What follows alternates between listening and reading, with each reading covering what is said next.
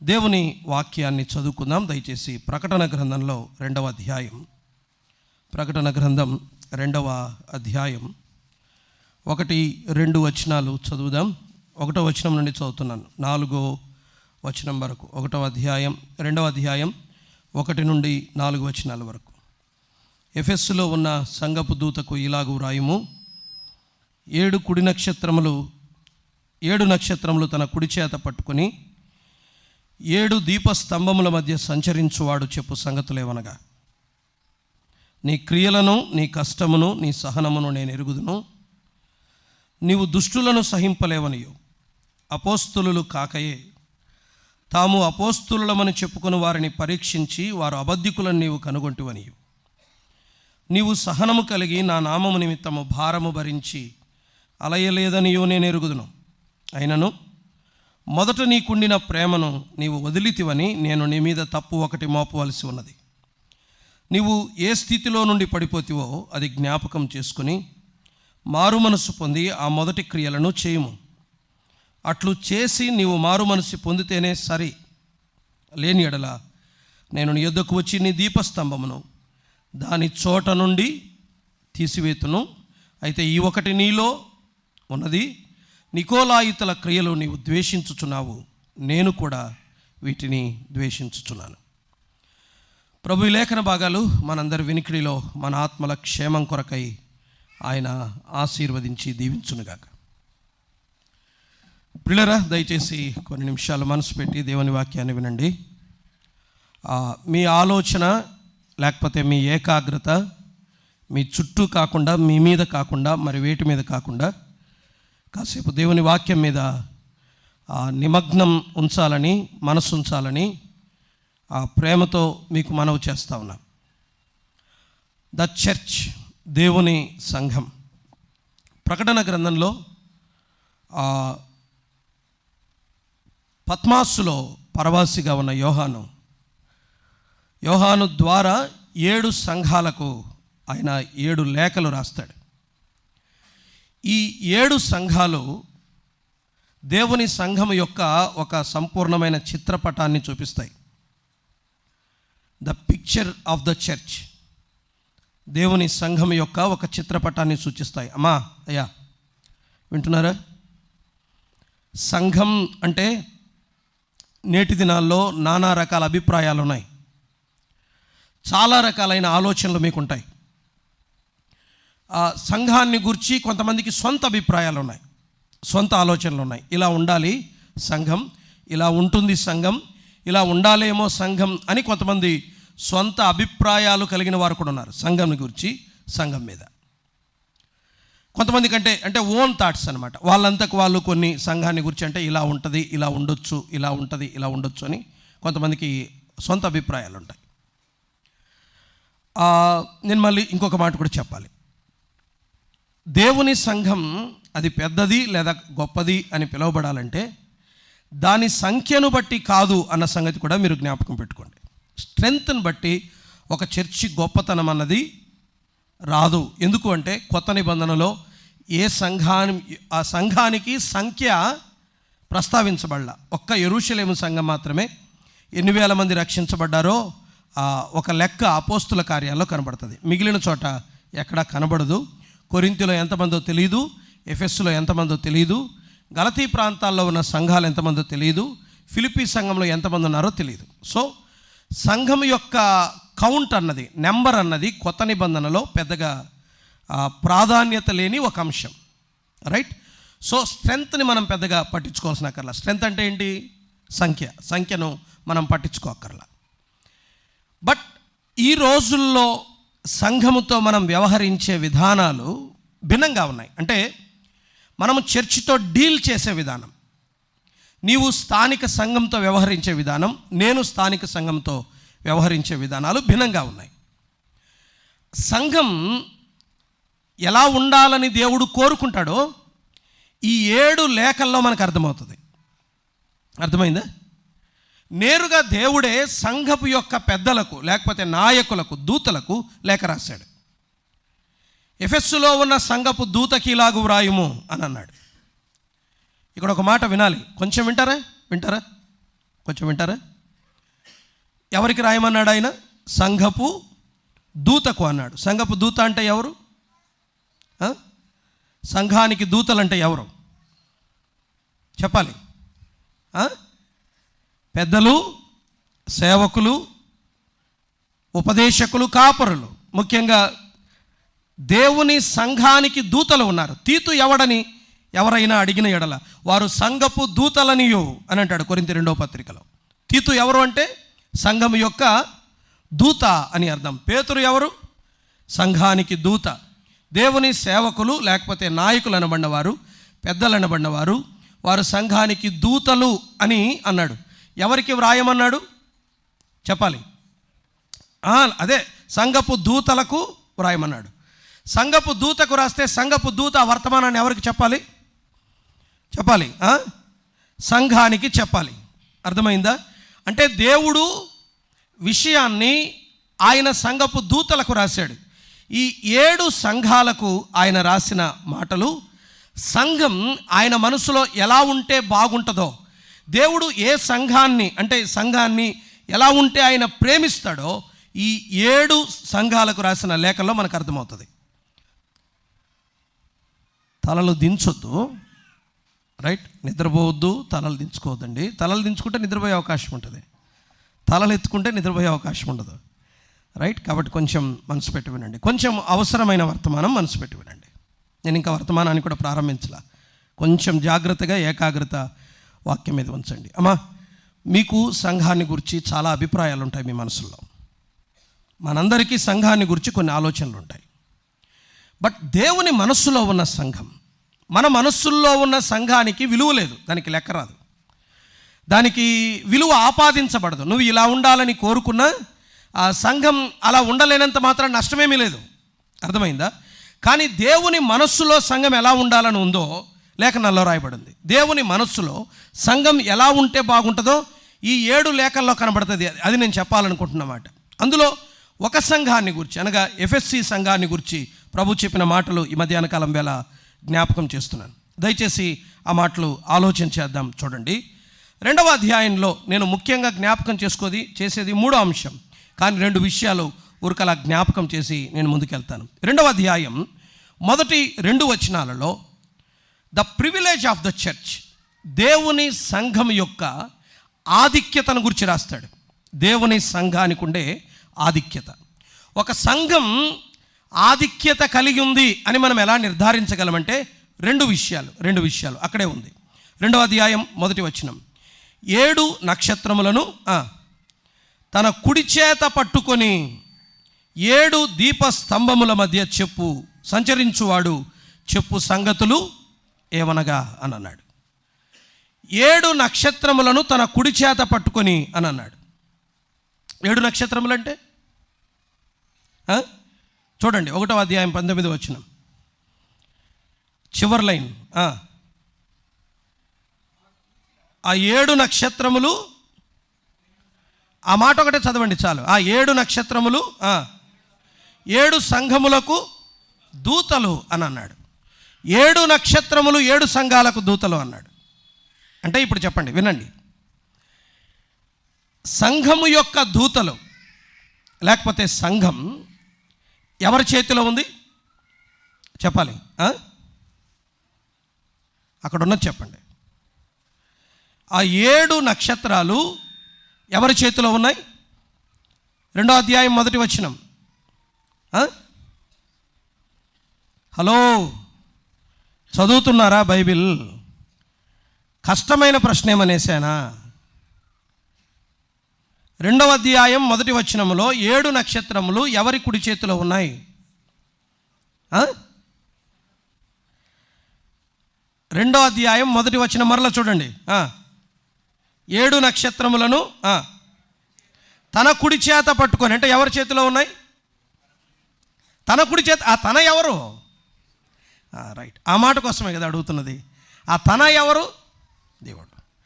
ఇప్పుడు చెప్పండి, దేవుని కుడి చేతిలో ఉన్న 7 నక్షత్రాలంటే ఆ 7 నక్షత్రాలు 7 సంఘాలకు దూతలు అంటే నేను సంఘాన్ని అంతటిని కలుపుకొని మాట్లాడుతున్నాను. ఒక మాట చెప్తాను. సంఘం దేవుని హస్తములో ఉంది. ఇందులో ఏం కనపడుతుందంటే అథారిటీ కనపడుతుంది. అంటే సంఘం ఆయన చేతిలో ఉంది. సంఘం ఆయన చేతిలో ఉంది. సంఘం ఆయన అధికారము క్రింద ఉంది. దేవుని అధికారం దేవుని సంఘంలో ఉంటుంది. అర్థమైందా? నేను దీని గురించి వివరించడం కాదు నా మనసు ఉండేది. నేను వెళ్ళాల్సిన విషయాలు వేరే ఉన్నాయి, వాటి దగ్గరికి వస్తాను. 7 నక్షత్రాలు ఆయన కుడి చేతిలో ఉన్నాయంటే సంఘము దేవుని చేతిలో ఉంది అని అర్థం. ఆయన తన కుడి చేత పట్టుకొని ఉన్నాడు అని అర్థం. ఇది ఆయన అధికారాన్ని జ్ఞాపకం చేస్తుంది. దేవుని అధికారాన్ని జ్ఞాపకం చేస్తుంది. ఎక్కడ దేవుని అధికారం చెప్పాలి? ఎక్కడ? సంఘములో.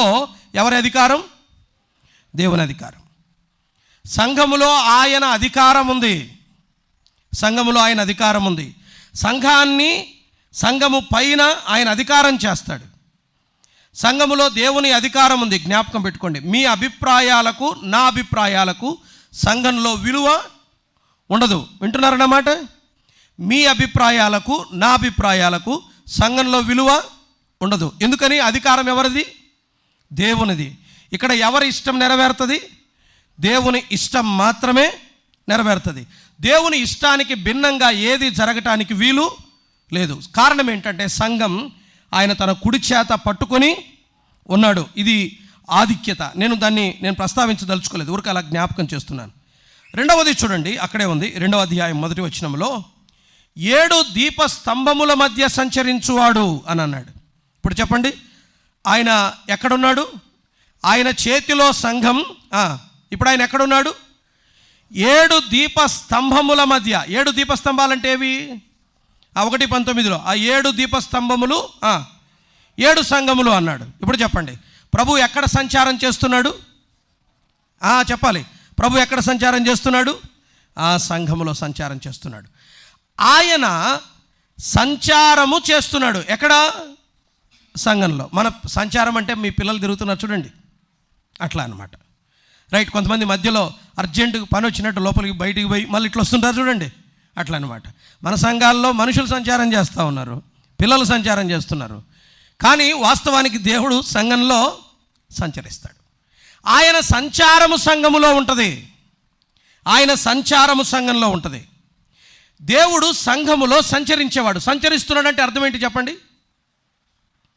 అర్థం చేసుకోవాలి. సంచరిస్తున్నాడంటే అర్థం ఏంటి? మీకు అర్థమయ్యేలా చెప్తాను. ఒక చిత్రపటాన్ని చెప్తాను, ఒక పిక్చర్ చెప్తాను. ఎగ్జామినేషన్ హాల్ ఉంటుంది, విద్యార్థులందరూ పరీక్ష రాస్తూ ఉంటారు. ఇన్విజిలేటర్ ఏం చేస్తాడు? ఏం చూస్తాడు? సంచరిస్తూ ఏం చూస్తాడు? ప్రతి విద్యార్థిని గమనిస్తాడు. దేవుడు సంచరిస్తున్నాడు అంటే అర్థం ఏంటి? అన్నీ చూస్తున్నాడు. అర్థమైందా? దేవుడు అన్నిటినీ చూస్తున్నాడు. దేవుడు అన్నిటినీ గమనిస్తున్నాడు. ఆయన కనులకు మరుగైనది ఏది లేదు. కావలిస్తే చూడండి, ఆయన సంచరించి తెలుసుకున్న వాటి గురించి 2వ చాటు చెప్తాడు చూడండి. 2వ వచనం, నీ క్రియలను, నీ కష్టమును, నీ సహనమును ఏమన్నాడు? అది సంచరించి ఆయన చెప్తున్న మాట ఏంటంటే ఆయన ఎరుగు. అయ్యా, సంఘాలలో సంచరిస్తున్న దేవుడికి అన్నీ తెలుసు. నా బతుకంతా తెలుసు, నీ బతుకంతా తెలుసు, మనందరి జీవితాలు ఆయనకు తెలుసు. ఆయన దృష్టికి ఏది మరుగైనది లేదు. దీన్ని గురించి కూడా నేను చెప్పదలుచుకోలేదు. సంఘానికి ఉండే ఒక ఆధిక్యత ఏంటంటే, నెంబర్ 1, సంఘము ఆయన చేతిలో ఉంది. నీవు కానీ నేను కానీ సంఘాన్ని ఏమీ చెప్పాలి చేయలేం. వినాలి ఒక మాట, కొంచెం నా వైపు చూస్తారా? ఒక ఆయన అన్నాడు, నేను గనక అనుకుంటే ఆ సంఘం ఏమో ఎట్లయితుందో నాకు తెలియదు అని అన్నాడు ఒక ఆయన. నిజంగా చెప్తున్నాను, అంటే మన సంగతి కాదు, నేను వేరే చోట విన్నది. నేను అనుకుంటే, ఈ మధ్యలో చాలా పెద్ద రాద్ధాంతాలు జరిగాయి ఒక చోట. జరిగినప్పుడు ఆయన అన్నమాట, నేను అనుకుంటే సంఘం ఏమవుతుందో నాకే తెలియదు అని అన్నాడు ఆయన. గుర్తుపెట్టుకోండి, సంఘం ఎవరి చేతిలో ఉంది? దేవుని చేతిలో ఉంది. ఎవరు అనుకున్నా ఏమీ కాదు. సంఘం ఆయనది, సంఘం ఆయన చేతిలో ఉంది. గుర్తుపెట్టుకోండి. మొదటిది. రెండవది, సంఘముల మధ్య ఆయన ఏం చేస్తున్నాడు? సంచారం చేస్తున్నాడు. ఆయన అన్నీ ఎరిగినవాడు. ఆయన సన్నిధి సంఘంలో ఉంది. సంఘముల మధ్య ఆయన సంచారం ఉంది. ఈ రెండు మనసులో పెట్టుకోండి. ఇది సంఘానికి ఉన్న ఆధిక్యత. అక్కడ మరొక మాట అంటాడు, ఆ చెప్పు సంగతులేమనగా అని అన్నాడు. ఆయన చెప్పు సంగతులేమనగానే ఆయన మాట్లాడడం మొదలుపెట్టాడు, ఆయన సంభాషించడం మొదలుపెట్టాడు. సో సంఘానికి ఉన్న ఆధిక్యత రెండు మనసులో పెట్టుకోండి. ఒకటి, సంఘం ఆయన చేతిలో ఉంది, సంఘములో ఆయన సంచరిస్తూ ఉన్నాడు. జస్ట్ మైండ్ ఇట్, అంతే. దాని గురించి మీరు పెద్దగా ఆలోచించక్కర్లా. రెండవది, సంఘానికి ఉన్న ఒక గొప్ప కన్సోలేషన్ ఉంది, ఆదరణ ఉంది. ఏంటి ఆదరణ? చూడండి, నేను దీన్ని కూడా ఎక్కువగా మాట్లాడను, మూడవది మాట్లాడతాను. సంఘానికి ఉన్న ఆదరణ ఏంటో తెలుసా? కన్సోలేషన్ ఏంటో తెలుసా? 2వ వచనం నుండి దాదాపు 3వ వచనం వరకు నేను చదువుతున్నాను. చూడండి, నీ క్రియలను, నీ కష్టమును, నీ సహనమును నేను ఎరుగుదును. నీవు దుష్టులను సహింపలేవనియు, అపోస్తులు కాకయే తాము అపోస్తులమని చెప్పుకొని వారిని పరీక్షించి వారు అబద్ధికులను నీవు కనుగొంటివనియు, నీవు సహనము కలిగిన నామము నిమిత్తము భారము భరించి అలయలేదనియు నేను ఎరుగుదును. ఇవన్నీ ఏం చేశాడు చెప్పండి ప్రభు? చెప్పాలి. వీటిని ఏమనాలి? ఆ సంఘానికి ఈ మాటలు ఏమని, నీవెంత కష్టపడుతున్నావో నాకు తెలుసు తమ్ముడు, బాబు నీవెంత కష్టపడుతున్నావో నాకు తెలుసు, నీ కష్టం తెలుసు, నీ క్రియలు తెలుసు అని మన నాయకుడు మనతో అన్నప్పుడు మనకి ఎంత ఆదరణ ఉంటుంది కదా. సో సంఘం యొక్క ఆదరణ ఏంటో తెలుసా? సంఘం యొక్క ఆదరణ ఏంటో తెలుసా? సంఘానికి ఉన్నటువంటి కన్సోలేషన్ ఏంటో తెలుసా? ఆదరణ ఏంటో తెలుసా? ఆయన ప్రశంసిస్తాడు ఒక దినాన, అంతవరకు ఎదురు చూడండి. సంఘానికి ఒక ఆదరణ ఉంది, ఆయన అన్నిటినీ ఎరుగును. ఇంకా చెప్పాలంటే సంఘాన్ని ఆయన ప్రశంసిస్తున్నాడు, సంఘాన్ని ఆయన ప్రోత్సహిస్తున్నాడు, సంఘాన్ని ఆయన ఆదరిస్తున్నాడు. ఆయన మనస్సుకు నచ్చిన అంశాలను ఆయన ప్రస్తావించాడు. వీటిని ఊరికట్లా జ్ఞాపకం చేస్తాను. నేను అసలు పాయింట్లకు రాలేదు, ఇంకా నేను ప్రారంభంలోనే ఉన్నాను. రెండవది ఏంటంటే ఆయన ఆదరించాడు. ఏమనంటే నీ క్రియలు తెలుసు, నీ కష్టం తెలుసు. ఇంకొక మాట చెప్పాలంటే ఈ పాయింట్స్ అన్నీ ప్రభువుకు నచ్చాయి చర్చిలో. ఏవేవి చూడండి, దేవుడు మెచ్చే అంశాలు సంఘంలో. చెప్పాలంటే సంఘములో దేవుడు మెచ్చే అంశాలు. నిన్ను నన్ను మెచ్చుకోవాలంటే దేన్ని చూస్తాడు? ఆయనకి ఏవి నచ్చుతాయి, ఆయనకేవి ఇష్టం అనిపిస్తాయి, వేటిని ఆయన ప్రేమిస్తాడు, వేటిని ఆయన ఇష్టపడతాడు. చూడండి అక్కడే 2వ అధ్యాయం 3వ వచనం, 2వ వచనం లేకపోతే నీ క్రియలు, నీ కష్టము, నీ సహనము అన్నాడు. అంటే దేవుడు వేటిని ఇష్టపడతాడు? క్రియలను ఇష్టపడతాడు, కష్టాన్ని ఇష్టపడతాడు, సహనాన్ని ఇష్టపడతాడు. సంఘం యొక్క క్రియలు అంటే సంఘం అంటే మనమే. ఆ తర్వాత ఏమన్నాడు? కష్టము, సహనము అని అన్నాడు. దేవుని హృదయాన్ని మెప్పించిన సంగతులు ఇవి. అయ్యా, సంఘంలో దేవుడు మెచ్చుకునే అంశం ఏంటంటే క్రియలు, కష్టము, సహనం. రైట్, మొదటిది. రెండవది, తర్వాత ఏమన్నాడు? నీవు దుష్టులను సహింపలేవనియు, అపోస్తులు కాకయే తాము అపోస్తులమని చెప్పుకొని వారిని పరీక్షించి వారు అబద్ధికులను నీవు కనుగొంటివనియు అని అన్నాడు. ఇదేంటిది? అపోస్తులు కాకపోయినా అపోస్తులమని కొంతమంది చెప్పుకుంటున్నారట. వాళ్ళను ఈ సంఘం గుర్తుపట్టింది. ప్రభు ఏమన్నాడు? ప్రశంసించాడా, తిట్టాడా? ఈ రోజుకి యూట్యూబ్లో పెట్టండి, తిడతారు నన్ను అందరూ. ఇది తప్పు, అతను నిజమైన సేవకుడు కాదు, ఇతడు అబద్ధ బోధకుడు, అతడు అపోస్తులుడు కాదు, అపోస్తులుడు అని చెప్పుకుంటున్నాడనగా నేను పెట్టాను అనుకోండి, కింద ఏముంటాయి తెలుసా? తిట్లుంటాయి. ఎవరికి? బోధించినోడిని. కానీ ప్రభు ఏమన్నాడు? నీవు అపోస్తులు కాకయే అపోస్తులను చెప్పుకున్న వారిని నీవు కనుగొంటివనియు అని అన్నాడు. ఇప్పుడు చెప్పండి, దుర్బోధకులను గుర్తించినందుకు దేవుడు ప్రశంసించాడా, తిట్టాడా?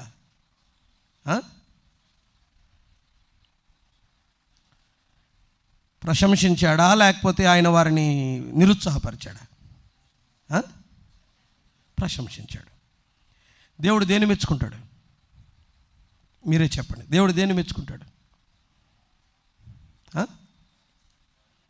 ఇదే రెండోదే. దేన్ని మెచ్చుకుంటాడు?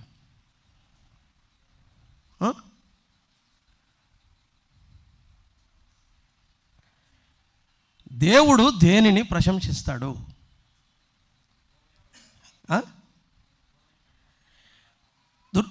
మీ నుంచి నాకు ఆన్సర్ కావాలి. అది దేవుడు దేన్ని ప్రశంసిస్తాడు? ఎవరు దుర్బోధకులో ఎవరు దుర్బోధకులు కాదో కనుగొంటే దేవుడు ఏం చేస్తాడు? ప్రశంసిస్తాడు. అంటే దేవుడు మెచ్చుకునేది దేన్ని? ఇది కూడా మన క్రియలను, విశ్వాసాన్ని, సహనాన్ని మాత్రమే కాదు. మనము ఏది మంచి బోధో ఏది దుర్బోధో మనం గమనిస్తే దేవుడు మనల్ని ఏం చేస్తాడు? ప్రశంసిస్తాడు, మెచ్చుకుంటాడు. యువర్ రైట్ అంటాడు. అర్థమైందా? మనం ఏం చేస్తామంటే కొన్నిసార్లు సరే నేను దీని దగ్గర నిలబడితే టైం మనకు వేస్ట్ అయిపోతుంది. మూడవ దానికి రండి, అక్కడే చూద్దాం. 3వ వచనం, నీవు సహనము కలిగి నా నామము నిమిత్తము భారము భరించి అలయలేదనియో నేను ఎరుగుదును. చాలా కష్టపడింది ఈ సంఘం, కానీ అలసిపోలా. కష్టపడింది కానీ అలసిపోలా. బాగా కష్టపడింది, అలసిపోలా. విపరీతమైన ప్రయాసపడింది ఈ సంఘం, కానీ అలసిపోలా. దీన్ని కూడా ఆయన మెచ్చుకున్నాడు. ఆ సంఘం ఎన్నడూ కూడా అలసిపోలేదు, అది బాగా ప్రయాసపడింది. దీన్ని కూడా మెచ్చుకున్నాడు. ఇప్పుడు వినండి, అవి రెండు అట్లా పక్కన పెట్టేసేయండి. ఇప్పుడు 3వ దానికి వద్దాం. ఆ సంఘం బోధలో గొప్పది. వినాలి మాట. ఆ సంఘం బోధలో గొప్పది. ఆ సంఘం సేవలో, ప్రయాసలో గొప్పది. అవునా? ఆ సంఘం సేవలో, ప్రయాసలో కూడా గొప్పది. ఇది రెండవది. మూడవది చూడండి, ఆ సంఘం శోధన సమయాలలో సహనములో కూడా గొప్పది. ఆ సంఘం శోధన సమయాల్లో సహనములో కూడా గొప్పది. ఇది కూడా గుర్తుపెట్టుకోండి. అది గొప్ప సంఘం. మీకు తెలుసా? ఇప్పుడు వస్తున్నాను విషయానికి. ఇప్పుడు ప్రారంభమైంది వర్తమానం. మీకు తెలుసా నేడు ఎఫెస్సులో సంఘము లేదు? తెలుసా? సంఘాన్ని ఆయన తీసివేశాడు. దానికి కారణం ఒకటి ఉంది. 2వ అధ్యాయం చూడండి. ఇప్పుడు 5వ వచనం, 2వ అధ్యాయం 5వ వచనం. నీవు ఏ స్థితిలో నుండి పడిపోతివో అది జ్ఞాపకము చేసుకొని మారు మనస్సు పొంది ఆ మొదటి క్రియలను చేయుము. అట్లు చేసి నీవు మారు మనస్సు పొందితేనే సరి, లేని ఎడల నేను నీ యొద్దకు వచ్చి దీపస్తంభం అన్నాడు. దీపస్తంభం అంటే చెప్పాలి, సంఘం. నీ దీపస్తంభమును నీ యొద్ద నుండి తీసివేస్తాను. దేన్ని తీసేస్తానన్నాడు? చెప్పాలి. సంఘాన్నే తీసేస్తా అన్నాడు. తీసేశాడు కూడా. ఎఫెస్సులో సంఘము లేదు, ఆయన సంఘాన్ని తీసేశాడు కూడా. అరే, విపరీతంగా ప్రయాసపడ్డారు వారు, విస్తారమైన పరిచర్య చేశారు, తిరిగి పత్రికలు పంచారు, తన్నులు తిన్నారు సువార్త ప్రకటించి, 100ల కొలది ఆత్మల్ని సంపాదించారు. సంఘాన్ని ఎందుకు తీసేశాడు ఆయన?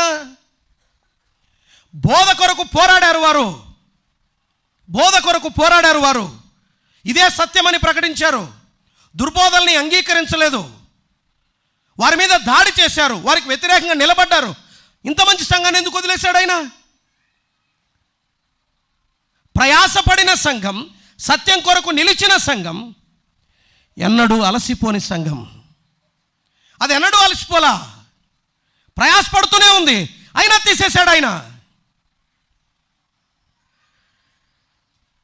ఈ 3 మెచ్చుకున్నాడు, కానీ ఒకటి ఓర్చుకోలేకపోయాడు ఆయన. అక్కడికి వస్తున్నాను నేను. ఒకటి ఓర్చుకోలేకపోయాడు ఆయన. దాన్నే నేనేమంటానంటే the danger of the church. సంఘానికి ఉన్న అపాయం నేను మధ్యాహ్న కాలం వేళ మాట్లాడాలనుకుంటున్నాను. ఎందుకు తీసివేశాడు ఆయన? చూడండి, కిందికి రండి. 2వ అధ్యాయం 4వ వచనం. అయినను చదవాలి. మొదట నీకుండిన ప్రేమను నీవు వదిలితివని నేను నీ మీద తప్పు ఒకటి మోపవలసి ఉన్నది అని అన్నాడు. ఇప్పుడు చెప్పండి, మా అమ్మ కొంచెం ఇటువైపు చూస్తారా? సంఘానికున్న అతి పెద్ద అపాయం, ప్రమాదం ఏంటి? గట్టిగా చెప్పాలి.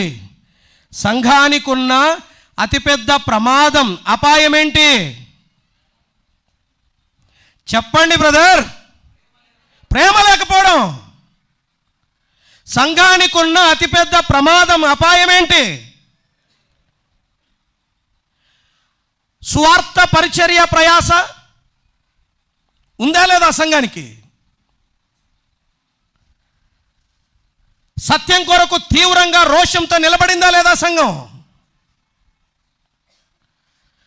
ప్రయాసపడి అలసిపోకుండా పని చేస్తూనే ఉందా లేదా? లేనిదేంటి?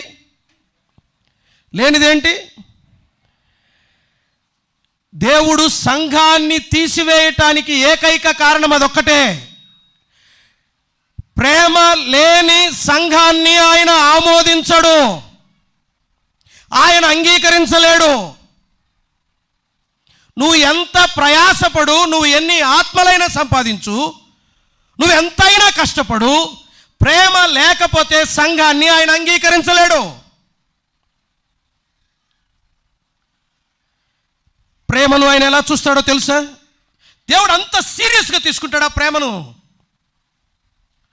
ప్రేమ లేకపోతే దేవుడు అంత సీరియస్ అవుతాడా? Yes, exactly. కావలసి చూడండి ఆయన ఏమంటాడో చూడండి. ప్రేమ లేకపోవడాన్ని ఆయన ఏమంటాడో చూడండి. నెంబర్ 1, 2వ అధ్యాయం 4వ వచనం.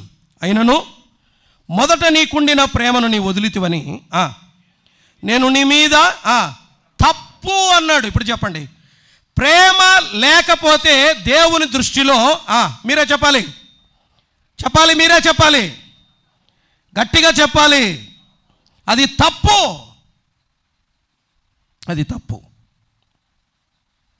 ప్రేమ లేకపోతే దేవుని దృష్టిలో సంఘం ఏం చేసినట్టు అర్థం? తప్పు చేసినట్టు అర్థం. మొదటిది. 2వ అధ్యాయం అక్కడే చూడండి, 5వ వచనం. నీవు ఏ స్థితిలో నుండి పడిపోతివో అది జ్ఞాపకం చేసుకొని అన్నాడు. ప్రేమ లేకపోవటాన్ని నేను ఎలా చూశాడు?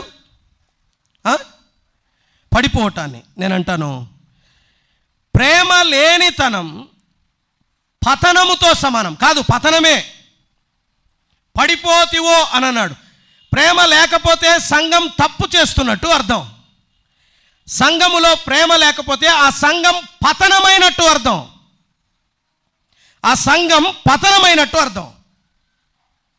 అర్థమైందా? ఆ సంఘం పతనమైనట్టు అర్థం.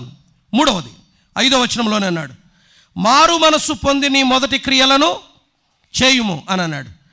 ప్రేమ లేకపోవటం అన్నది మారు మనస్సు పొందటం అంటే మారు మనస్సు పొందదగినంత తప్పు. మారు మనస్సు అంటే స్వార్థ మాత్రమే కాదు, సంఘము కూడా మారు మనస్సు పొందాలి. అక్కడే చెప్తున్నాను, ప్రేమ లేకపోతే దేవుడే నేరుగా జోక్యం చేసుకొని శిక్షిస్తాడు. దేవుడు శిక్షించేంత నేరం ప్రేమ లేకపోవడం.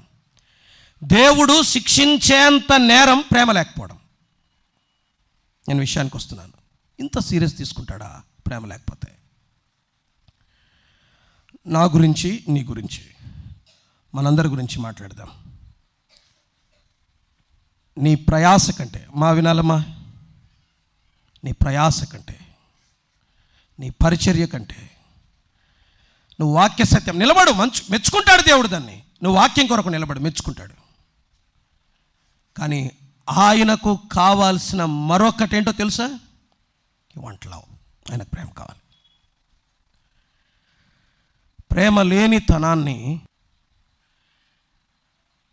దేవుని సంఘానికి ప్రేమ అతి ప్రాముఖ్యమైంది.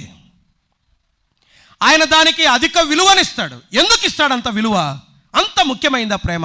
Yes, exactly. నేను 4 ఎవిడెన్సెస్ చూపిస్తాను సంఘానికి ఎందుకు ప్రేమ అంత ముఖ్యమైంది అనటానికి. నేను 4 ఆధారాలు చూపిస్తాను. మొదటిది రండి దయచేసి. మార్కు సువార్త 12వ అధ్యాయం. మార్కు సువార్త 12వ అధ్యాయం 29వ వచనం నుండి చదువుతున్నాను. 29వ వచనం నుండి 28 నుండి చదువుదామా? శాస్త్రులలో ఒకడు వచ్చి వారు తర్కించుట విని ఆయన వారికి బాగుగా ఉత్తరం ఇచ్చినని గ్రహించి ఆజ్ఞలన్నిటిలో ప్రధానమైనది ఏదని ఆయనను అడిగాను. అందుకు యేసు ప్రధానమైనది ఏదనగా, ఓ ఇశ్రాయేలు వినుము, మన దేవుడైన ప్రభువు అద్వితీయ ప్రభువు, నీవు నీ పూర్ణ హృదయముతోనూ, నీ పూర్ణ ఆత్మతోనూ, నీ పూర్ణ వివేకముతోనూ, నీ పూర్ణ బలముతోనూ నీ దేవుడైన ప్రభువును ప్రేమింపవలెను అనున్నది ప్రధానమైన ఆజ్ఞ. రెండవది, నీవు నిన్ను వలె నీ పొరుగువాని ప్రేమించవాలన్నది రెండవ ఆజ్ఞ. వీటికంటే ముఖ్యమైన ఆజ్ఞ మరేదియూ లేదు. ఇప్పుడు చెప్పండి, మోస్ట్ ఇంపార్టెంట్, అతి ప్రధానమైన ఆజ్ఞ ఏంటి? నీ దేవుణ్ణి ప్రేమించు, నీ సహోదరుని ప్రేమించు. రెండిట్లో ఏముంది? ప్రేమ ఉంది. ప్రధానమైన ఆజ్ఞ దేవుణ్ణి ప్రేమించటం, నీ పొరుగువాన్ని ప్రేమించటం. అందుకు దేవుడు ప్రేమను తీవ్రంగా తీసుకుంటాడు. మీకు తెలుసా, ధర్మశాస్త్ర సారమంతా 2 ఆజ్ఞల్లోనే ఉందని? చూద్దామా? పోయి విడగొడదాం రండి ఆజ్ఞలన్నింటినీ. 10 ఆజ్ఞల దగ్గరికి రండి ఒకసారి. నిర్గమాకాండం ఎన్నో అధ్యాయం? 20వ అధ్యాయం. దయచేసి రండి. 19, 20. నిర్గమాకాండం 20వ అధ్యాయం. మొదటి 4 ఆజ్ఞలు ఎక్కడెక్కడ ఉన్నాయి చూడండి మీరే. మొదటి ఆజ్ఞలు చూడండి 6వ వచనం వరకు, లేకపోతే 7వ వచనం వరకు, 8 వరకు, 8వ వచనం వరకు. ఒకటేంటి? ఫస్ట్ ఆజ్ఞ చెప్పండి. నీ దేవుడైన యెహోవాను నేనే, నీ దాసుల గృహమైన ఐగుప్తు దేశంలో నిన్ను వెలుపలకు రప్పించి తిని, నేను తప్ప వేరొక దేవుడు నీకుండకూడదు. అక్కడ నుండి ప్రారంభించాడు కదా. 8వ వచనం వరకు దేవునికి సంబంధించిన ఆజ్ఞలు. అవి దేవునికి సంబంధించిన ఆజ్ఞలు. అర్థమైందా? ఇవన్నీ దేవుణ్ణి ప్రేమించే దానితో సంబంధం కలిగినవి. 8వ వచనం వరకు. తర్వాత భాగానికి రండి.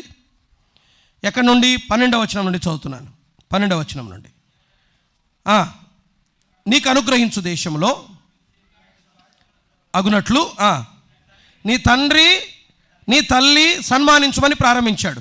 12వ వచనం నుండి 17వ వచనం వరకు ఇవి పొరుగు వారికి సంబంధించిన ఆజ్ఞలు, అంటే నీ ఎదుటి వానికి సంబంధించిన ఆజ్ఞలు. అర్థమైందా? ఇప్పుడు పై 11వ వచనం వరకు దేవుని ప్రేమించమని చెప్పే ఆజ్ఞలు. 12వ వచనం నుండి 17వ వచనం వరకు సహోదరుణ్ణి ప్రేమించమని చెప్పే ఆజ్ఞలు. ప్రేమించమని చెప్పే ఆజ్ఞలు ఏమేముంది? సన్మానించొద్దు అనుంది, నరహత్య చేయకూడదనుంది, వ్యభిచరించకూడదనుంది, దొంగిలకూడదనుంది. చెప్పాలి. అబద్ధ సాక్ష్యము చెప్పకూడదు, పలకకూడదనుంది. పొరుగువాని ఇల్లు ఆశించకూడదనండి. పొరుగువాని ఇల్లు మాత్రమేనా? చూడండి, భార్య, దాసుడు, దాసి, ఎద్దు, గాడిద. ఇంకేమన్నాడు? నీ పొరుగువానిది ఏదైనా ఆశింపకూడదు. ఇవేవి చెప్పండి? ఇవి పొరుగువానికి సంబంధించిన ఆజ్ఞలు. ఇప్పుడు వినండి, దేవుని మనస్సులో అతి ప్రధానమైన ఆజ్ఞలు 2. ఒకటి దేవుని ప్రేమించడం, 2 పొరుగువాన్ని ప్రేమించడం. అందుకని దేవుడు సీరియస్గా తీసుకుంటాడు. నువ్వు ప్రధానమైనవి విడిచిపెడితే,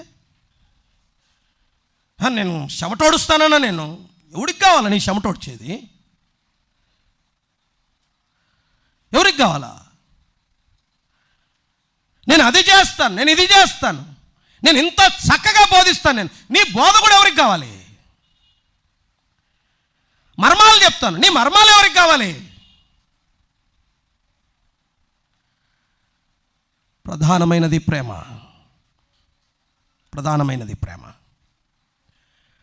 అతి ప్రధానమైన ఆజ్ఞనే సంఘం పక్కన పెడితే ఆయన ఎలా సహిస్తాడు ప్రియులరా? అతి ప్రధానమైన ఆజ్ఞనే పక్కన పెడితే ఎలా సహిస్తాడు ఆయన? మనము సర్దుబాటు చేసుకుంటున్నాం, మనం అడ్జస్ట్ అవుతున్నాం. పర్లే, ఏం కాదు. పరిస్థితులు అట్లున్నాయి బ్రదర్, మరి ఏం చేద్దాం? పరిస్థితులు అనుకూలించట్లా. పరిస్థితి కాదు ముఖ్యం, ప్రభువు మాటకు విధేయత ముఖ్యం. అనుకూలమైనప్పుడు నీ విధేయత ఎవరికి కావాలి?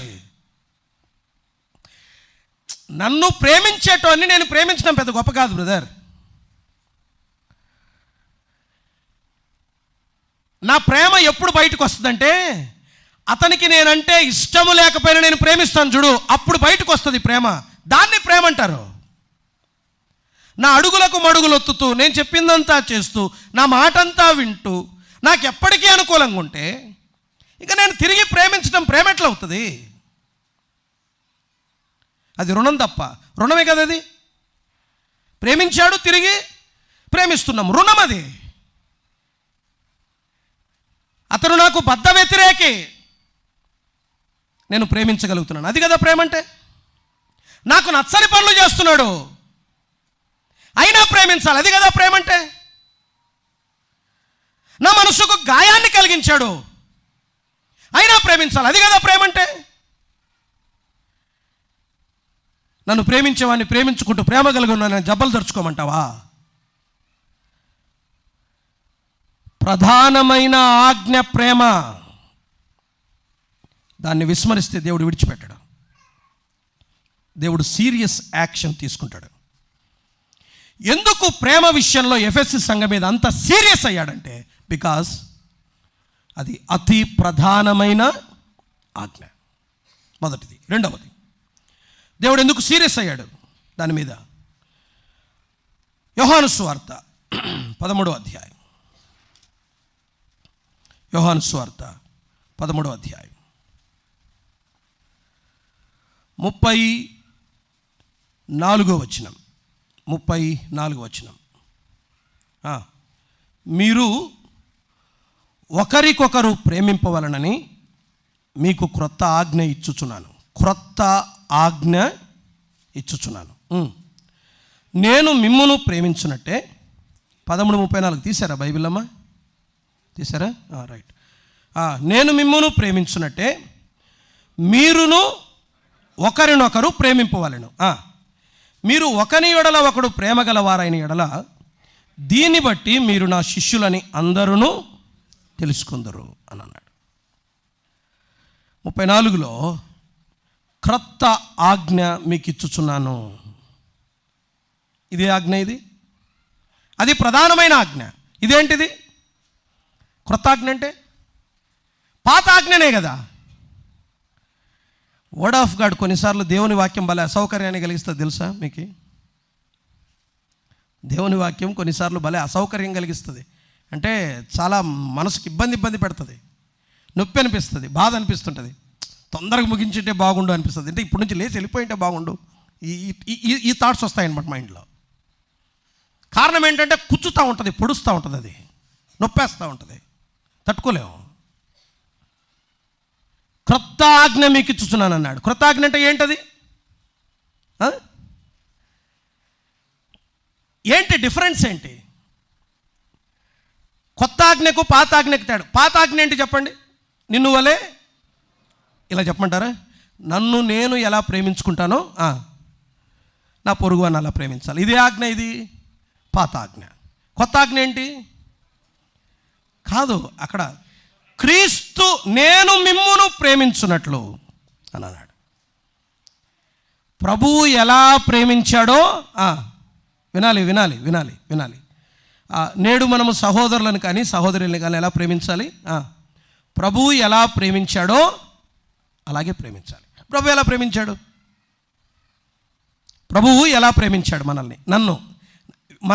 మన టైప్ ఎట్లా తెలుసా? నేను తప్పులు చేస్తే నా తప్పులు దేవుడు అన్నీ క్షమించాలి, పక్కనోడిది క్షమిస్తే మాత్రం ఓర్చుకోం మనం. ఈయన ఫుల్ క్షమాపణలన్నీ పొందుతూ ఉంటాడు. దేవుని క్షమాపణ వర్షం ఈయన మీద కురుస్తూనే ఉండాలి, ప్రతిరోజు కురుస్తూనే ఉండాలి. పక్కనోడి మీద కురిపిస్తుంటే, ప్రభువా శిక్షించవా, దుర్మార్గుడు ప్రభువా, అన్యాయస్తురాలు,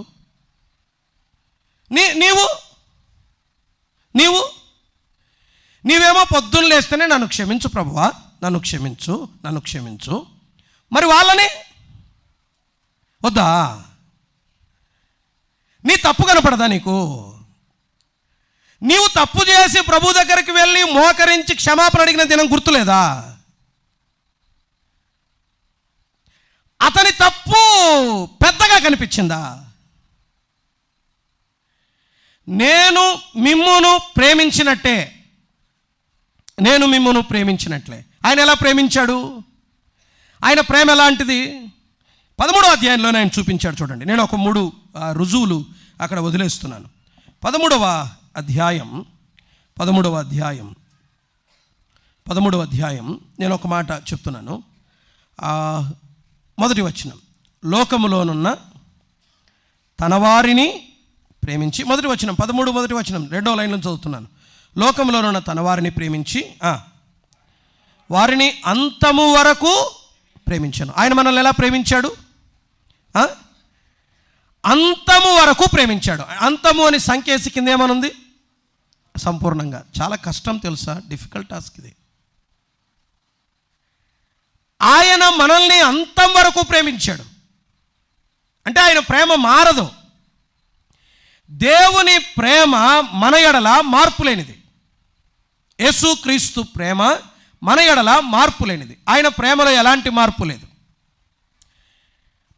మార్పు లేని ప్రేమ యేసుక్రీస్తు ప్రేమ. నా పట్ల, నీ పట్ల, మనందరి పట్ల అది మార్పు లేని ప్రేమ. No changes. మరి మన ప్రేమ ఎందుకు మారుతుంది? ఆయన తన ప్రేమను మార్చుకుంటే నేను బతకను. ఇంతవరకు నాడెంత ప్రేమించాడు నేడు నేటికి నన్నంతే ప్రేమిస్తున్నాడు. దేవుని ప్రేమలో మార్పు లేదు. అంతము వరకు ప్రేమించాడు. ఎవరిని ప్రేమించాడు? అక్కడ ఉన్నాడు 13వ అధ్యాయంలో. తనకు ద్రోహం చేస్తారని తెలిసిన యూదాను ప్రేమించాడు ఆయన. తనను విడిచిపెట్టి వెళ్తాడు, నీవెవరో నాకు తెలియదు అంటాడు పేతురును కూడా ప్రేమించాడు ఆయన. యూదాను ప్రేమించాడు, పేతురును ప్రేమించాడు. ఆయన ప్రేమ మారలా. అంటే ఇలా చెప్పమంటారా, యూదా ఆయన పట్ల మారతాడు, పేతురు కూడా ఆయన పట్ల మారిపోతాడు, కానీ ఆయన మాత్రం మన పట్ల మార్పు చెందాడు. దేవుని ప్రేమ కాన్స్టెంట్గా ఉంటుంది. సో యేసుక్రీస్తు మన పట్ల చూపిన ప్రేమ మార్పులేని ప్రేమ. గుర్తుపెట్టుకోండి, మార్పులేని ప్రేమ. మనము చూపించాల్సిన ప్రేమ, మన నుండి దేవుడు కోరుకోవాలనుకుంటున్నది కూడా ఇదే. నేను ఒక వ్యక్తి పట్ల చూపించాల్సిన ప్రేమ, అదే దేవుడు ఎక్స్పెక్ట్ చేస్తున్నాడు. నేను అంతే ప్రేమించాలి. ఆయన మారాడు, నేను మారకూడదు. నేను ఒక ఎగ్జాంపుల్ చెప్పాను, చాలాసార్లు చెప్తాను, మీకు గుర్తుందో లేదో. సౌలు దావీదుని చంపడానికి ఈట విసురుతాడు.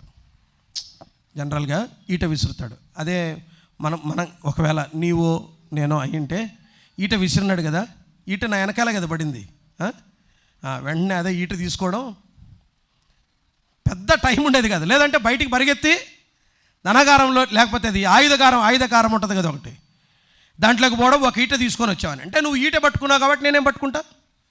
ఈటే. కానీ దావీదు చేతిలో ఏముంది? వీణ, సితారానే ఉంది. సౌలు మారాడు, దావీదు మారాడా? మారలా. సౌలు చేతికి చిక్కాడు, చంపాడా? మారలా, అసలు మారలా. సౌలు ద్వేషిస్తూనే ఉన్నాడు, దావీదు ప్రేమిస్తున్నాడు. మానవునికి కూడా ఇది సాధ్యమవుతుంది. వాళ్ళు నీ పట్ల మారారు, నీవెందుకు మారతావు? వాళ్ళు మారారని ఇంకేం గొప్పతనం చెప్పండి? నువ్వెందుకు మారతావు? వాళ్ళ బుద్ధి అట్లాంటిది, నీవు అట్లాంటి బుద్ధి తెచ్చుకుంటావా? అతను నన్ను ప్రేమించట్లేదు, మరి నేను మానేయమంటావా? అది ప్రేమ కాదు. క్రీస్తు ప్రేమ ఎలాంటి ప్రేమ? మార్పు లేని ప్రేమ. రెండవది, రోమీలకు రాసిన పత్రికలో మరొక సమాచారం యేసు ప్రభు ప్రేమను గురించి మనకు కనిపిస్తుంది. చూడండి, రోమీలకు రాసిన పత్రిక 5వ అధ్యాయం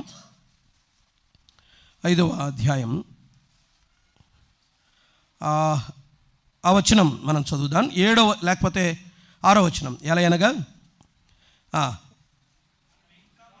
మనం ఇంకా బలహీనులమై ఉండగా క్రీస్తు యుక్త కాలమున భక్తిహీనుల కొరకు చనిపోయాను. 8వ వచనం. అయితే దేవుడు మన ఎడల తన ప్రేమను వెల్లడిపరుచున్నాడు. ఎట్లనగా, అదొక్క మాట పట్టుకోండి చాలు. మనం ఇంకను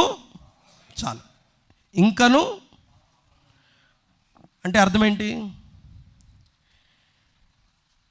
నీ మార్పుతో సంబంధం లేకుండా,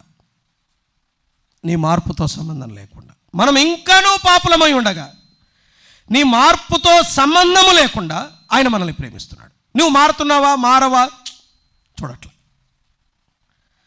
మనం ఇంకనూ పాపులమై ఉండగానే క్రీస్తు యుక్త కాలమున భక్తిహీనుల కొరకు చనిపోయాను. వాడు మార్చుకున్నప్పుడే నేను ప్రేమించడం మొదలు పెడతానన్నా. అతను మారకపోయినా మనం ప్రేమించాలి. అతడు మారకపోయినా ఆయన ప్రేమించాడు. నేను మారనప్పుడే ఆయన నన్ను ప్రేమించాడు. నేను మార్పు చెందనప్పుడే ఆయన నన్ను ప్రేమించాడు. ఎదుటివాడు నా పట్ల తన ప్రవర్తనను మార్చుకోలా, అయినా ఆయన ప్రేమించాలి. ప్రభు ప్రేమించిన ప్రేమదే. ఎదుటివాడు నా పట్ల తన ప్రవర్తనను మార్చుకోలా, అయినా ప్రేమించాలి. ఇది యేసుక్రీస్తు ప్రేమ. ఇదే కొత్త ఆజ్ఞ. మార్పు లేని ప్రేమ. ఎదుటివాడు మార్పు చెందలేదు, అయినా ప్రేమించాడు. ఆయన ప్రేమలో ఎలాంటి మార్పు లేదు. కొత్త ఆజ్ఞ ఇదే. క్రీస్తు మనలను ఎలా ప్రేమించాడో మనం అలాగే ప్రేమించాలి. ఇది రెండవది. మూడవది చూడండి, త్వరగా రండి, దాటి వెళ్దాం. ఎందుకు దేవుడు ప్రేమను అంత సీరియస్గా తీసుకున్నాడు? ఒకటి, ఇది ప్రధానమైన ఆజ్ఞ కాబట్టి. రెండవది, ఇది కొత్త ఆజ్ఞ. ఇది క్రొత్త ఆజ్ఞ, శిష్యులకు అనుగ్రహించిన కొత్త ఆజ్ఞ. నేను ఒక మాట చెప్పడం మర్చిపోయాను. ఇందువలన మీరు నా శిష్యులని తెలుసుకుంటారు. ఎవరు తెలుసుకుంటారు? మనం ఆయన శిష్యులమని ప్రేమ ద్వారా ఎవరు తెలుసుకుంటారు? లోకం తెలుసుకుంటుంది. అంటే మన ఐడెంటిటీ ఏంటి చెప్పండి? ప్రేమే. ఎవరి మధ్య ప్రేమ? పరిశుద్ధుల మధ్య ప్రేమ. మన గుర్తింపే ప్రేమ. మనల్ని ఒక వ్యక్తి గుర్తించాలి అంటే మన ఐడెంటిటీకి, లేకపోతే మన గుర్తింపు కార్డు ఏంటంటే మన దగ్గర లవ్ అనేది ఒకటి ఉంటుంది. ఎవరి దగ్గర? విశ్వాసుల దగ్గర, భక్తుల దగ్గర. ఐడెంటిటీనే అది. మనము యేసుక్రీస్తు ప్రేమించినట్లు నేను మరొక వ్యక్తిని ప్రేమించాలి. చాలా కష్టమైంది, బట్ దేవుడు ఆశించేది కూడా. అందుకనే దేవుడు ప్రేమను సీరియస్గా తీసుకున్నాడు. మూడవ దాని దగ్గరికి రండి. కొరింథీయులకు రాసిన మొదటి పత్రిక. దేవుడు ఎందుకు, why God is so serious? ప్రేమను దేవుడు ఎందుకు అంత తీవ్రంగా తీసుకున్నాడు? దానికి థర్డ్ రీజన్ చూడండి. కొరింథీయులకు రాసిన మొదటి పత్రిక 12వ అధ్యాయం 31వ వచనం నుండి 13వ అధ్యాయం 2వ వచనం వరకు చదువుదాం. కొరింథీయులకు రాసిన మొదటి పత్రిక 12:31 నుండి 13:2 వరకు. కృపావరములలో శ్రేష్టమైన వాటిని ఆసక్తితో అపేక్షించుడి, ఇదియుగాక సర్వోత్తమమైన మార్గమును మీకు చూపుచున్నాను. ఏంటది? ఏ మార్గం అది? మీరు చదివిందే నోటితో చెప్పండి చాలు నాకు. సర్వోత్తమమైన మార్గం. సర్వోత్తమం అంటే అన్నిటికంటే ఉత్తమమైంది అంటూ ఏమన్నాడు?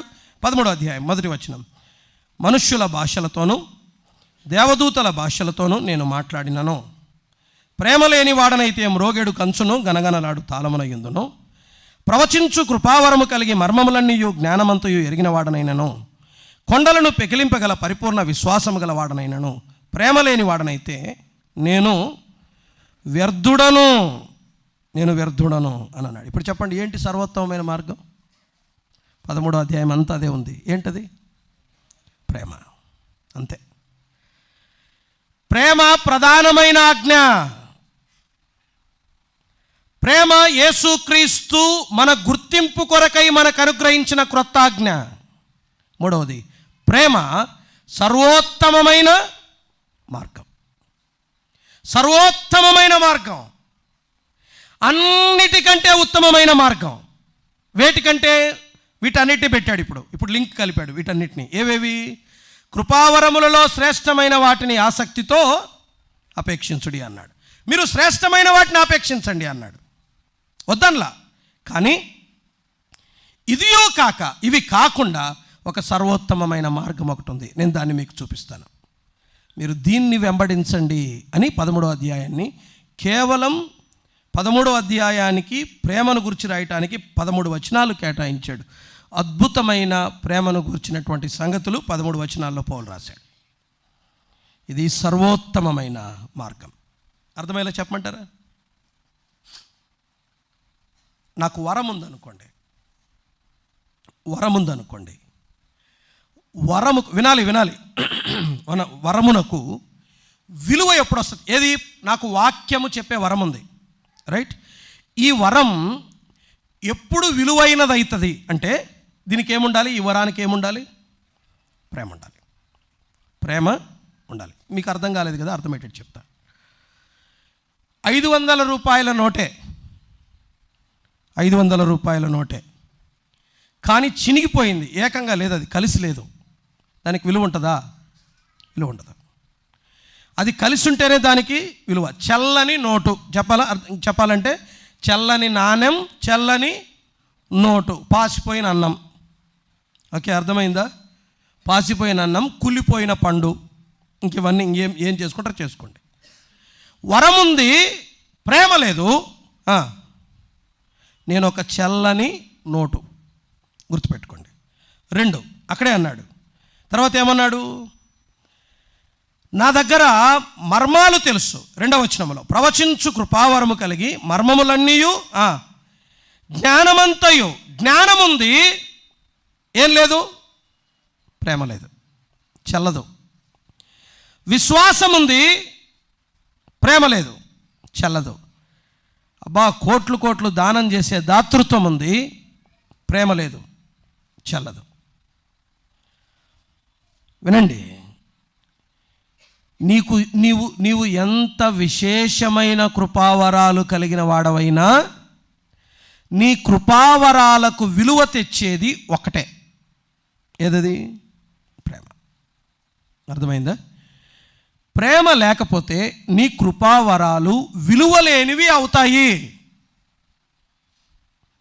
నీ కృపావరాలన్నీ విలువలేనివి అవుతాయి. నీ విశ్వాసం వ్యర్థం, నీ జ్ఞానం వ్యర్థం, నీ ప్రసంగాలు వ్యర్థం, నీ ప్రయాస వ్యర్థం, నీ పరిచర్య వ్యర్థం, నువ్వు ఏం చేసినా వ్యర్థమే. అందుకనే సర్వోత్తమమైనది ప్రేమ ఏంటి చెప్పండి? సర్వోత్తమమైనది, ప్రధానమైనది, ప్రభు అనుగ్రహించిన కొత్త ఆజ్ఞ 3వది. ఇది సర్వోత్తమమైనది, అన్నిటికంటే ఉత్తమమైంది. అందుకే దేవుడు సీరియస్గా తీసుకున్నాడు. పిల్లరా, ఈ మధ్యాహ్న కాలం ఆలోచన చేస్తారా? ఇంత ప్రధానమైన దాన్ని పక్కన పెట్టి ఏమేమో చేయడానికి ప్రయత్నం చేస్తూ ఉన్నాం. వరాలు, జ్ఞానం, మర్మం, అవి ఇవి ఎవరికి కావాలి? దేవుడు నీట్గా ఇట్లా తీసి పక్కకుండానా, పెద్దగా నీతో నాకు పని పడదు, ఆయనకు కావాల్సిందేంటి? ఇవన్నీ ఉండాలి, కానీ వీటికి ఏముండాలి? ప్రేమ ఉండాలి. 3 అయ్యాయి. 4 చూడండి. కొలస్సీలకు రాసిన పత్రిక. ఎందుకు దేవుడు సీరియస్ అయ్యాడు అనటానికి ఇంకొక రీజన్. కొలస్సీలకు రాసిన పత్రిక 3వ అధ్యాయం 12వ వచనం. కాగా దేవుని చేత ఏర్పరచబడిన వారును పరిశుద్ధులను ప్రియులైన వారికి తగినట్లు మీరు జాలిగల మనస్సును, దయాలుత్వమును, వినయమును, సాత్వికమును, దీర్ఘశాంతమును ధరించుకొనుడి. ఎవడైనను తనకు హాని చేసినని ఒకడు అనుకొనిన యెడల ఒకరినొకడు సహించుచు ఒకరినొకడు క్షమించుడి. ప్రభువు మిమ్మును క్షమించినలాగున మీరును క్షమించుడి. 14వ వచనం చూస్తారా? వీటన్నిటిపైన పరిపూర్ణతకు అనుబంధమైన ప్రేమను, వీటన్నిటిపైన పైన చెప్పాడే, అన్నిటిపైన ప్రేమ అనే ఒక పరిపూర్ణత. అంటే నీకు ఏమున్నా కంప్లీట్నెస్ వచ్చేది ఏంటి అంటే ప్రేమతోనే.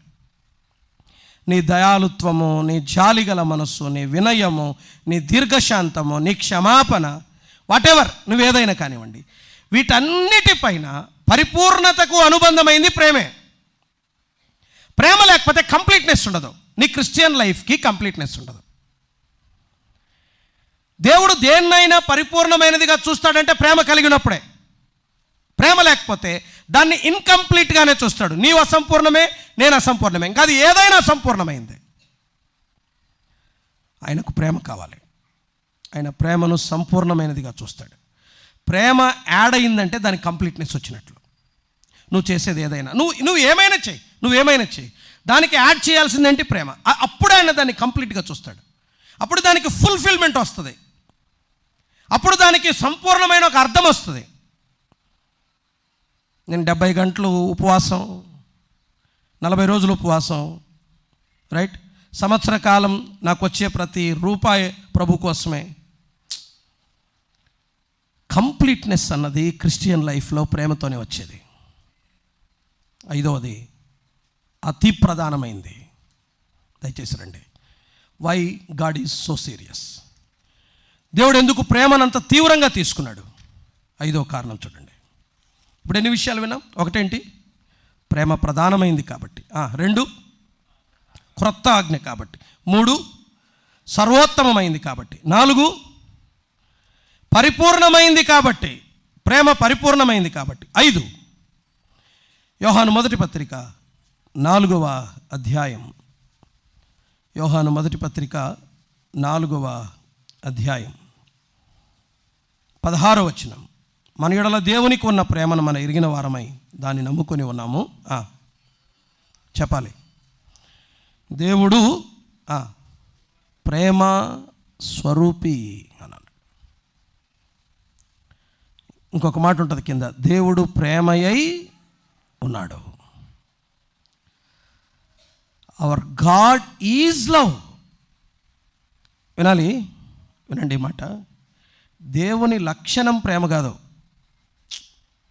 దేవుడే. కానీ ప్రేమ దేవుడు కాదు సుమా.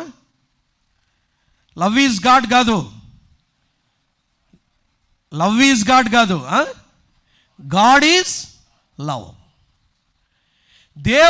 దేవుని లక్షణం ప్రేమ కాదు, మన దేవుడే ప్రేమ. మనకు లేనిదే అది. ఎందుకు సీరియస్ కాడు? ఎందుకు సీరియస్ కాడు?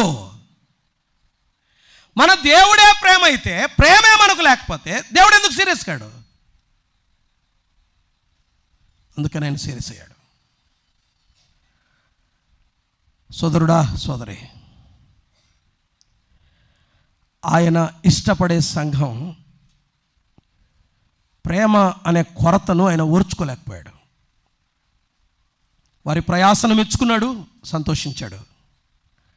సత్యం కొరకై వారు రోషముతో నిలబడిన దాన్ని చూశాడు, ప్రశంసించాడు, సంతోషించాడు. వారు అలసిపోకుండా కష్టపడతానే ఉన్నారు, సహిస్తూనే ఉన్నారు, ఓర్చుకుంటున్నారు, ప్రశంసించాడు. ప్రేమను గురించి హెచ్చరించాడు. మీకు తెలుసా ఎఫెసీ సంఘం గురించి? చిన్నది కాదు ఎఫెసీ సంఘం. పౌలు ప్రారంభించాడు, తిమోతి నిలిచి పనిచేశాడు, యోహాను మరణం వరకు అక్కడే ఉండి పనిచేశాడు. ఎవరు? ఈ ప్రకటన గ్రంథం రాసిన యోహాను మరణం వరకు అక్కడే ఉండి పనిచేశాడు. పాలికార్ప్ అనే దైవసేవకుని పేరు విన్నారా? యోహాను గారు శిష్యుడు అంటారు పాలికార్ప్. ఆయన పేరు తర్వాత రాయబడలేదు, యోహాను శిష్యుడు అంటారు అతను. పాలికార్ప్ అనే ఆ గొప్ప భక్తుడు కూడా అక్కడే నిలబడి పనిచేశాడు. 4 మహా గొప్ప దైవ సేవకులు నిలిచి పనిచేసిన సంఘమే తీసేశాడు ఆయన. ఎఫెస్సులో సంఘము లేకుండా చేసేసాడు ఆయన. నీ దీపస్తంభమును నీ ఎదుట నుండి తీసేస్తాను. ఎందుకు తీసేశాడు? ప్రేమను వినాలి వినాలి వినాలి వినాలి ప్రేమను లైట్గా తీసుకున్నారు వాళ్ళు. నువ్వు మారు మనసు పొందితేనే సరి, లేకపోతే తీసేస్తానన్నాడు. తీసేయలే, ఏం కాదు, మనం ప్రయాసపడితే చాలు, ప్రార్థన చేసుకుందాం 3 గంటలు, రైట్, గంట సేపు వాక్యం ధ్యానం చేద్దాం, రోజుకు అరగంట పత్రికలు పంచొద్దాం, ఒక వ్యక్తిని సంపాదిద్దాం, ప్రయాసపడదాం, పరిచర్య చేద్దాం, కసువుడుద్దాం, అది చేద్దాం, ఇది చేద్దాం, పక్క నుండి మాత్రం మనసు నిండా కష్టం పెట్టుకుందాం, అవసరం వచ్చినప్పుడు వేసేద్దాం, ఏం చేయాలో ఎంత నష్టం కలిగించాలో అంత నష్టం కలిగిద్దాం. ప్రేమ లైట్, మిగతావన్నీ సీరియస్. ప్రేమ లైట్. నువ్వు మారు మనసు పొందితేనే సరే, లేకపోతే తీసేస్తా అన్నాడు. పట్టించుకోలా, మారు మనసు పొందలా. He removed. ఆయన దీపస్తంభాన్ని తీసేశాడు. ఇది నిజం, చరిత్ర చెబుతున్న సత్యం. నాకు అక్కర్లేదన్నాడు, నాకు అలాంటి సంఘమే వద్దన్నాడు, నాకు అలాంటి సంఘముతో పనే లేదన్నాడు. మనమైనా నేనైనా నీవైనా నీ భక్తే వద్దంటాడు ఆయన, నీ ప్రయాస అక్కర్లేదంటాడు ఆయన. ఎంత కష్టం పెట్టుకున్నాం వ్యక్తుల మీద, ఎంత కసి, ఎంత తీవ్రమైన ద్వేషం వ్యక్తుల మీద, ఎంత ఓర్వలేనితనం. God is so serious. ఆయన చాలా సీరియస్గా తీసుకుంటాడు. నీవు అన్వాలిడ్, దానికి నీకు ఇన్వాలిడ్ అయిపోతావు, నీకు విలువ ఉండదు, నీ భక్తికే విలువ లేకుండా అయిపోతుంది ప్రేమ కోల్పోయిన రోజు. నీ భక్తి పరిపూర్ణమైనది కాదు, నీ భక్తి సర్వోత్తమమైంది కాదు, నీవు ఎవరో ప్రపంచం అర్థం చేసుకోలేదు, నీ ఐడెంటిటీ ప్రేమనే. అసలు లేఖనాన్నే పక్కన పెట్టినట్టు నాకు ఇలా జ్ఞాపకం వస్తుంది. మరొకసారి నేను రిపీట్ చేస్తున్నాను. ఈ 5 ఆజ్ఞలు మనం చెప్పుకున్నామే 5 పాయింట్లు. ఇట్లా ఆలోచన చేసి చూడండి. 1, ధర్మశాస్త్ర సారమంతా ఏంటి? ప్రేమనే. మీకు అర్థమయ్యేలా చెప్తున్నాను, నేను ముగిస్తున్నాను. లేఖనమంతా 2 ఆజ్ఞలే అంటాడు ప్రభు. ధర్మశాస్త్రం అంతా 2 ఆజ్ఞలే. అంటే ధర్మశాస్త్రం అంటే ఏంటి? లేఖనమే కదా, వాక్యమే కదా. 2 ఆజ్ఞలు అంటే ఏవి? నీ దేవుని ప్రేమించాలి, నీ పొరుగువాన్ని ప్రేమించాలి. నేను ఈ 2 ప్రేమించలేదంటే దేన్ని పక్కన పెట్టినట్టు? నేను బైబిల్ని పక్కన పెట్టినట్టు. నెంబర్ 2, దీని వలన మీరు నా శిష్యులను తెలుసుకుంటారని ప్రభు అన్నాడు. దేని వలన? మీరు ఒకరినొకడు ప్రేమించటం వలన అని. ఇప్పుడు ఇలా వినండి, వినాలి. నేను ఎప్పుడైతే ప్రేమించటం మానుకుంటానో నేనేం కోల్పోతాను? నా ఐడెంటిటీని కోల్పోతాను. అంటే నేను ఎవరో ప్రపంచానికి అర్థం కాకుండా అయిపోతాను. నా ఐడెంటిటీని కోల్పోతాను. ఇది 2వది. 3వది ఏంటి చెప్పండి? 3 చెప్పాలి. సర్వోత్తమమైన మార్గం అన్నాడు. నేను ఉత్తమమైన దాన్ని వదిలిపెడుతున్నానంటే నీచమైన వాటి వెంట పడుతున్నాను అని అర్థం. అర్థమైందా? సర్వోత్తమమైన దాన్ని పక్కన పెడుతున్నానంటే పనికిరాని వెంట పడుతున్నాను అని అర్థం. 4వది, 5వది, అన్నిటికంటే ఉన్నత పరిపూర్ణమైనది. నేను ప్రేమించట్లేదు అంటే నాకు ఇంకా కంప్లీట్నెస్ రానట్టు అర్థం. నాది ఇమ్మెచ్యూర్. అసలు ప్రేమించట్లేదు అంటే చెప్పాలి మీరే. దేవుడు ఏమై ఉన్నాడు? ప్రేమయ్య ఉన్నాడు. ఎవరితో రిలేషన్ లేదు? ప్రభుతోనే సంబంధం లేదని అర్థం. అయితే మారు మనసు పొందటానికి దేవుడు ఒక రెమెడీ చెప్పాడు. మీరు కింద వచనం చూడండి, నేను చూపించట్లేదు, అట్లా చెప్తున్నాను. 1 అన్నాడు, నువ్వు ఏ స్థితిలో నుండి పడిపోతావో అది ఏం చేయమన్నాడు? రిమెంబర్ అని అన్నాడు, జ్ఞాపకము చేసుకో అని అన్నాడు. 2వది ఏమన్నాడు? మారు మనస్సు పొందు అన్నాడు. 3వది ఏమన్నాడు? మరలా ఆ క్రియలను చెయ్యి అని అన్నాడు. నీ మొదటి ప్రేమను విడిచిపెట్టావు, జ్ఞాపకం చేసుకో, మారు మనసు పొందు, మరలా ప్రారంభించు, నేను నిన్ను దీవిస్తా. ప్రియులారా, సంఘం అంటే పరిచర్య, సేవ, స్వార్థ, సత్యం, సిద్ధాంతం, ప్రయాస, ప్రకటన, పరిచర్య, మీటింగ్లు, కూడికలు, స్వార్థ సభలు, ఇంకా ఏమేమో సంఖ్య, ఇవన్నీ అనుకుంటున్నాం. ప్రభు వాటన్నిటిని నీట్గా అట్లా పక్కన పెట్టి వేర్ ఈజ్ యువర్ లవ్, నీ ప్రేమ ఎక్కడా అంటాడు. అది ఆయన ప్రశ్న. సరే, ఓకే, ఇవన్నీ okay. Where is your love, నీ ప్రేమ ఎక్కడ? No love lord, keep aside, పక్కకొండు, నీతో నాకు అవసరమే లేదు. చిన్న తీర్మానం చేద్దామా? ప్రేమించటం మనం జ్ఞాపకం చేసుకుందాం. ప్రేమించడం మళ్ళీ ప్రారంభిద్దామా? ప్రభువు చూపినట్లు. మళ్ళీ చెప్తున్నాను, సహోదరులను ప్రేమిస్తున్నామంటే ప్రధానమైన ఆజ్ఞకు విధేయత చూపుతున్నామని అర్థం. మన వారిని మనం ప్రేమిస్తున్నామంటే యేసుక్రీస్తు శిష్యులమని రుజువుపరుచుకుంటున్నామని అర్థం. మనం సహోదరులను ప్రేమిస్తున్నామంటే సర్వోత్తమమైన మార్గాన్ని అనుసరిస్తున్నామని అర్థం. మనం ప్రేమిస్తున్నాము అని అంటే జ్ఞాపకం పెట్టుకోండి, మనం పరిపూర్ణత వైపు ప్రయాణం చేస్తున్నామని అర్థం. మనము సహోదరులను ప్రేమిస్తున్నాము అంటే దేవుని గుణలక్షణాన్నే మనం కలిగి ఉన్నామని అర్థం. దేవుని స్వభావాన్నే మనం కలిగి ఉన్నామని అర్థం. ఆయననే మనం కలిగి ఉన్నామని అర్థం. ప్రేమించడానికి తీర్మానించుకున్నాం. ఏమి రాదు. మీ కసి, మీ కోపం, మీ పగ, మీ కక్ష సంపాదించేది ఏముండదు. నథింగ్, ఏమీ లేదు. ప్రేమించి చూడండి, నెమ్మదిస్తాడు ప్రభు, దీవిస్తాడు, మన పరిచర్యను వ్యాలిడ్ చేస్తాడు, విలువైనదిగా చేస్తాడు, సంఘానికి విలువ ఆపాదిస్తాడు, మనల్ని విలువైన వారినిగా చేస్తాడు. అలాగూ ప్రేమించడానికి తీర్మానించుకుందాం. అలాగూ ప్రేమించడానికి ప్రభు తన కృప మనందరికీ సమృద్ధిగా అనుగ్రహించునుగాక. ప్రార్థన.